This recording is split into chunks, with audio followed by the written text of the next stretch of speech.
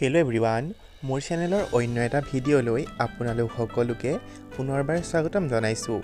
বন্ধু বান্ধৱীসকল, আপোনালোকৰ সকলোৰে জনপ্ৰিয় ৰেঙনি চেনেলত সম্প্ৰচাৰিত হৈ থকা হেঙুলীয়া ধাৰাবাহিকখন চাই হয়তো আপোনালোক সকলোৱে ভালেই পাইছে।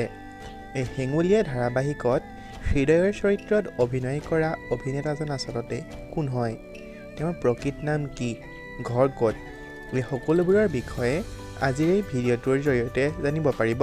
গতিকে বলকচোন আজিৰ এই ভিডিঅ'টো আৰম্ভ কৰোঁ।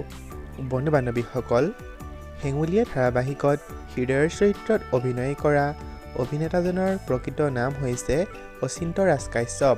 তেওঁৰ জন্ম হৈছিল 1993 চনৰ 8 ছেপ্টেম্বৰ তাৰিখে নলবাৰী জিলাত। তেওঁৰ বৰ্তমান কৰ্মসূত্ৰে গুৱাহাটীত থাকে। বন্ধু বান্ধৱীসকল, অচিন্ত ৰাজ কাশ্যপৰ পিতৃৰ নাম হৈছে ৰাজেন দাস আৰু মাতৃৰ নাম হৈছে অনামিকা বৰুৱা দাস।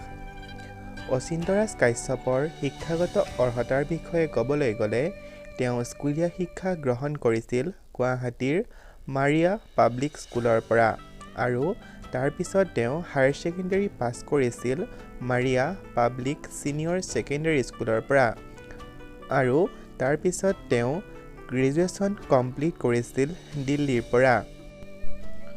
অচিন্ত ৰাজ কাশ্যপে সৰুৰে পৰাই অভিনয় জগতত জড়িত আছিল যদিও তেওঁ মুম্বাইত আনুষ্ঠানিক শিক্ষা গ্ৰহণ কৰিছিল। বন্ধু বান্ধৱীসকল, অচিন্ত ৰাজ কাশ্যপৰ কেইখনমান অভিনয় কৰা ধাৰাবাহিক হৈছে অঞ্জলি, জীৱন নদীৰ ঢৌ আৰু বৰ্তমান ৰেঙনি চেনেলত সম্প্ৰচাৰিত হৈ থকা হেঙুলীয়া ধাৰাবাহিকত হৃদয়ৰ চৰিত্ৰত অভিনয় কৰি আছে। অভিনয়ৰ উপৰিও অচিন্ত ৰাজ কাশ্যপে বহুকেইটা ভিডিঅ' ছং আৰু শ্বৰ্ট ফিল্মত অভিনয় কৰিছিল। আপোনালোকে কোনে কোনে বাৰু হৃদয়ৰ অভিনয় চাই ভাল পাইছে জনাবচোন। আজিলৈ ভিডিঅ'টো ইমানেই আছিল।